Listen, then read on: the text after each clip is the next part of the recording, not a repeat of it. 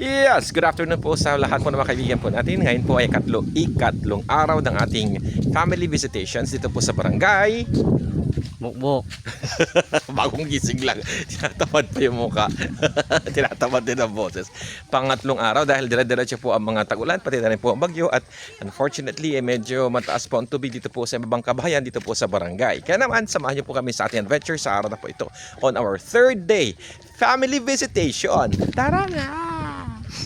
Ito po ang unang bahay na dinalaw po namin at nakita po namin ang napakagandang bulaklak na ito. O, di ba? Ito po ay kusay. No po, kusay. Kusay. Ito po yung nilalagay po natin kung mayroon tayong bukol-bukol. Awa. O, di ba? Ang ganda po. Meron pala siyang bulaklak. Napakaganda yung bulaklak niya, no? Pangalan niyo? Melvin. Gelvin, kayo, pangilan kayo?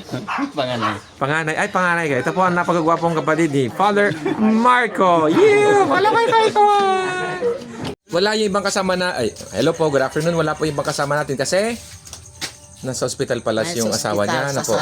Tapos kayo po natrangkaso. Ilang araw kayo natrangkaso na? 2 araw. 2 araw. Kayo po natrangkaso naman po. Hindi naman po. Kayo po. Hindi po. Kayo po. Ito, nagkasakit. Ako, Father. Ilang araw po kayo nagkasakit na? 4 na araw na, Father, may ubo pa. May pa. Dahil nambunan kayo noon. Allah, salamat po. Ito po ang magagandang mga dilag kahit nambunan, age inubo, nagkasipon. Andito pa rin sila. Salamat po.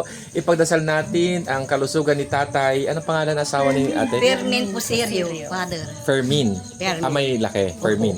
Pagdasal natin ang kalusugan ni tatay Fermin Poserio kasi na atake po na hospital na heart attack. Salamat po. Thank you po. Bye-bye. Thank you.